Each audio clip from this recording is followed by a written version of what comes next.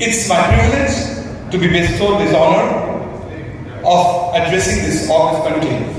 I take this opportunity to welcome our chief guest, Ms. Melinda Pavel, Consul General of the United States of America, our guest of honor, Dr. Amit Mitra, Chief Economic Advisor, Government of West Bengal, our National President, Dr. Lalit Bhasin, our National Executive Vice President, Mr. Pankaj Vora, our Executive Vice President, Mr. A. Shekhar, our Regional Vice President, Mr. R. K. Jhajar, and our Secretary General, Mr. Kamal Gowda.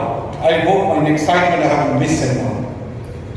The Indo-American Chamber of Commerce, East India Council, has played a major role in promoting and synergizing Indo-US economic engagement. The better term to use here to signify the scope of the term economic engagement would be strategic partnership, as economy and commerce dovetail with every aspect of administration, decision-making of governments.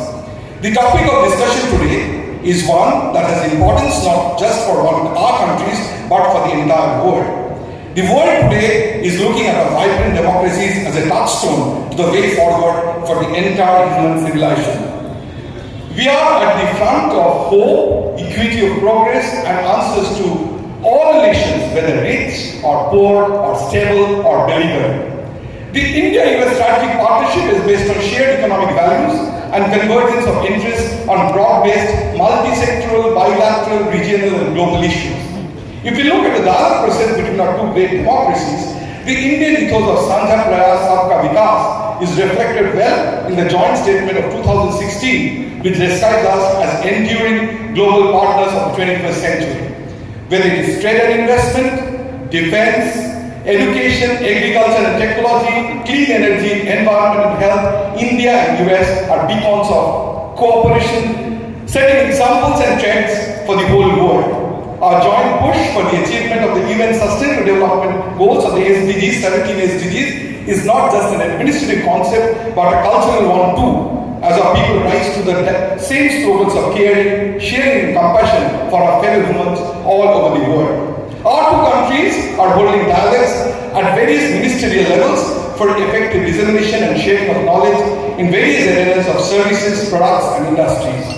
The four areas where the specific focus has been provided, resonating with economic bilateralism and civil nuclear activities, civilian space programs, missile defense and high technology trade. Needless to say, all these areas have profound impact on stability and progress of the entire global civilization. Not just that, constantly changing world dynamics and an updated Indo-Pacific strategy of US have led Washington to call Indo-US a steadfast regional ally, a term that definitely has long-term consequences in developing Indo-US ties. India highly appreciates the position of the United States in support of its full-fledged membership in the UN Security Council, which has been constantly confirmed, including in joint documents of recent years.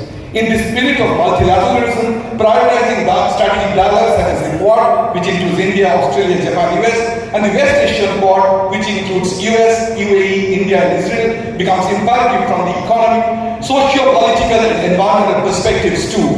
India and US both feel that the world is moving away from the military treaty alliance of the past centuries and moving towards more flexible, functional, socio-economic coalitions.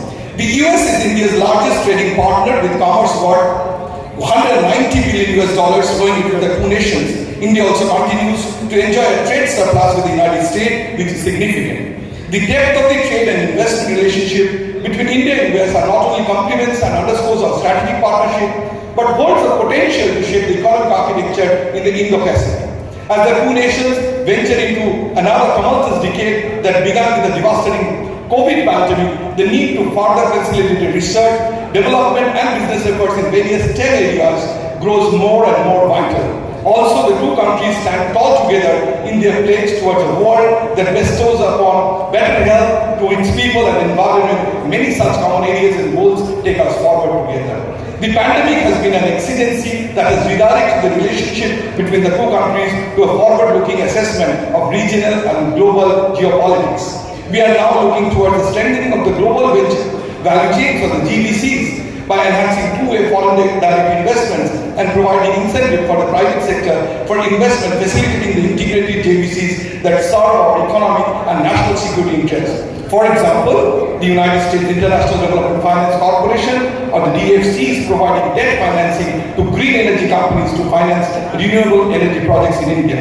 The two countries are pioneering the Quad's agenda towards important focal points such as vaccine partnership, climate working groups, and critical and emerging technology working groups.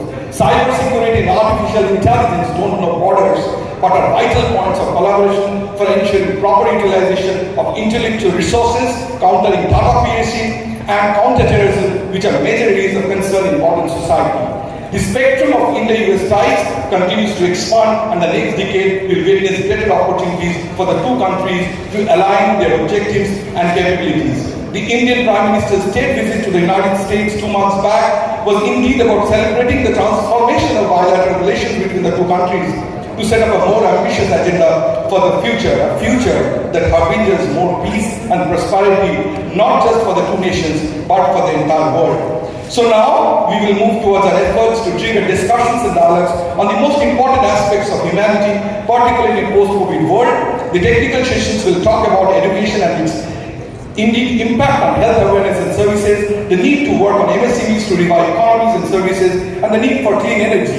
We believe that the Indo-Us cooperation can work wonders on these themes for the betterment of the globe. All the very best for the day-long seminar, and I welcome all those from all parts of India for this conference, and the East India Council of Indo-American Chamber of Commerce will keep no stones unturned to make East a global happening place for Indo-US relationship. Thank you so much.